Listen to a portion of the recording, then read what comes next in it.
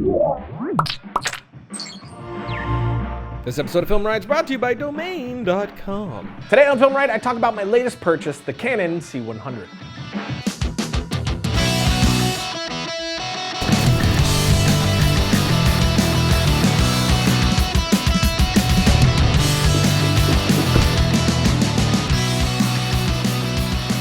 Welcome to FilmRiot, the show that takes the mystery out of the effects, techniques that go into some of your favorite Hollywood films. I'm your host, Ryan Conley, and if you follow me on Twitter or Instagram, you may have seen my post about my new C100. Since then, a lot of you guys have been asking for a video about the camera and why I made the switch. Of course, I didn't want to jump right into a video. I wanted to wait till I got more comfortable with the camera first.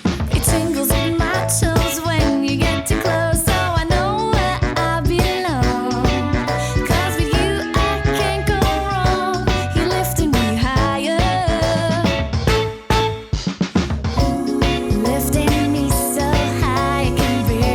I have, so let's.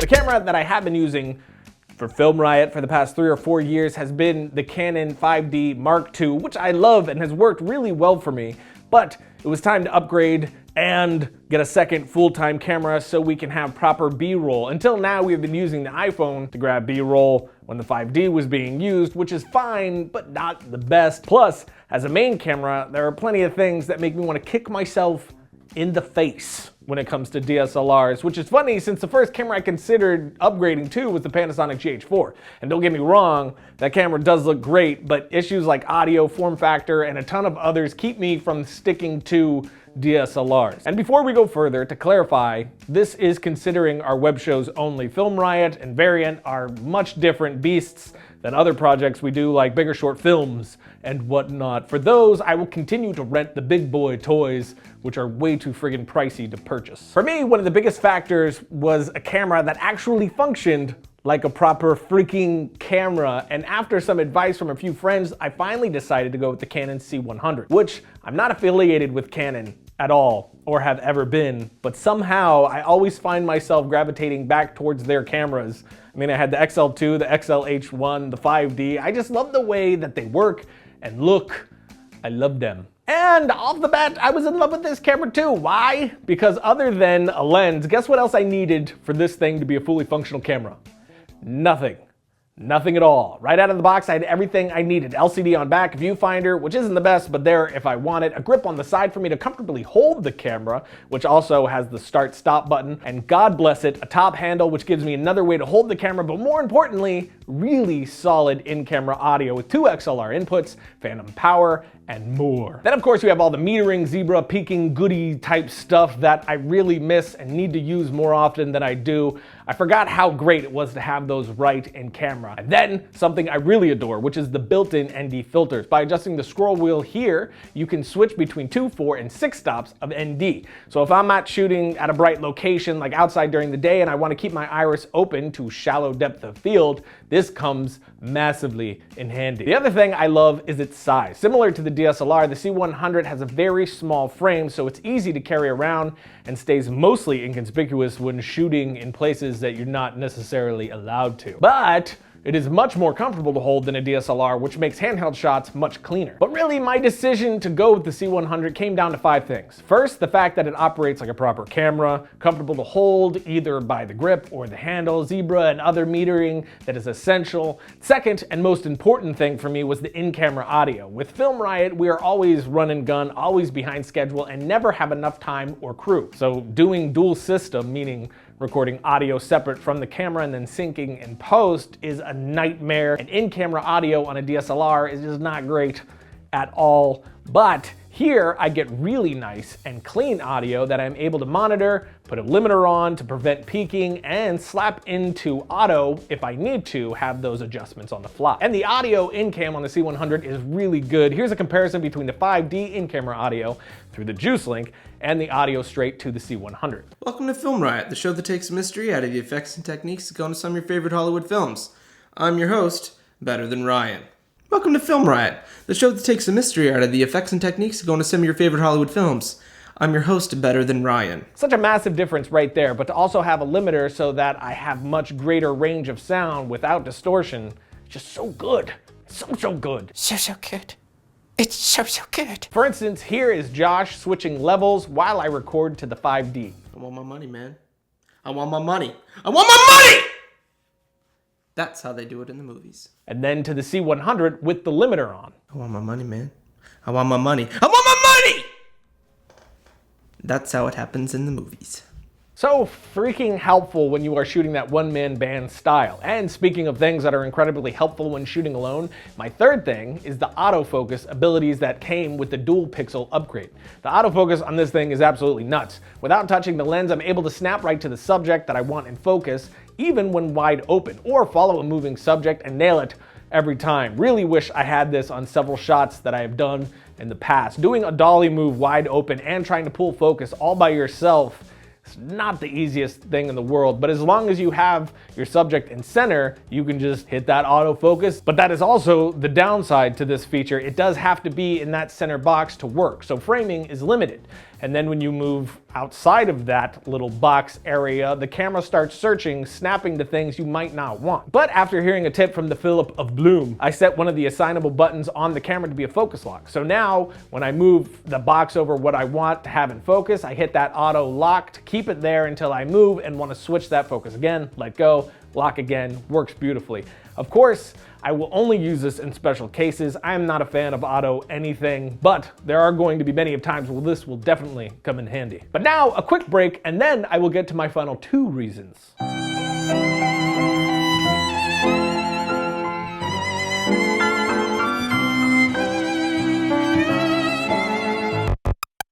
Domain.com is the place to go if you want to get yourself seen on the interwebs, if you want to be a billboard on the digital highway of life. They've got that hosting service, which is reliable and affordable. The domain discovery service will help you pick the name that is right for you if the one you want is taken, and they're already affordable. We can make it more so. Use the coupon code FilmRiot at checkout, get 15% off your order, because that's how we roll. Because when you think domain names, think domain.com. You know what else rolls? What? A wheel. Good. Logo.